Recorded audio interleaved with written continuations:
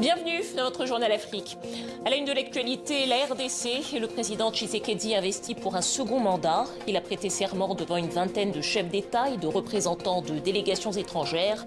Que peut-on attendre de ce mandat de 5 ans? On analysera cela avec le politologue Bob Kabamba.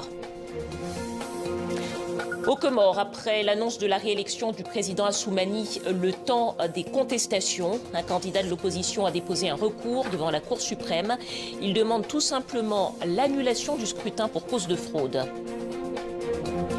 Et puis le journal de la CAN. L'Algérie et le Burkina Faso se neutralisent. L'Angola prend la tête de son groupe après sa victoire face à la Mauritanie. On reviendra sur les matchs de la journée avec Lise Loretia.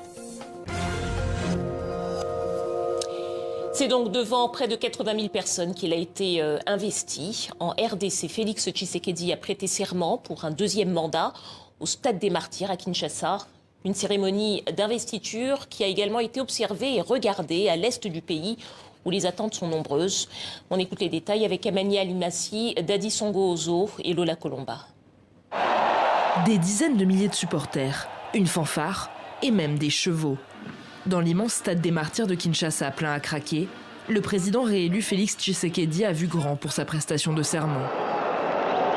À présent, il s'agit pour nous de transformer, durant les 5 prochaines années, les prouesses que nous avons réalisées et de parachever.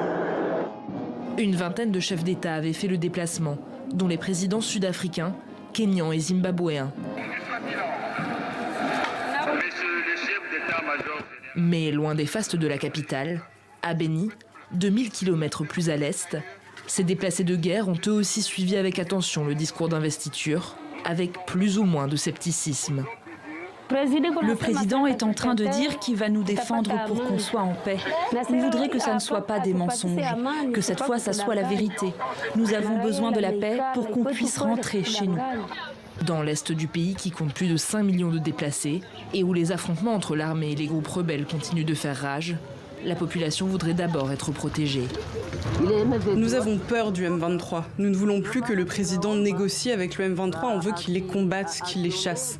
Le dialogue n'est pas une option. Il faut que le M23 soit chassé pour que nous puissions rentrer chez nous.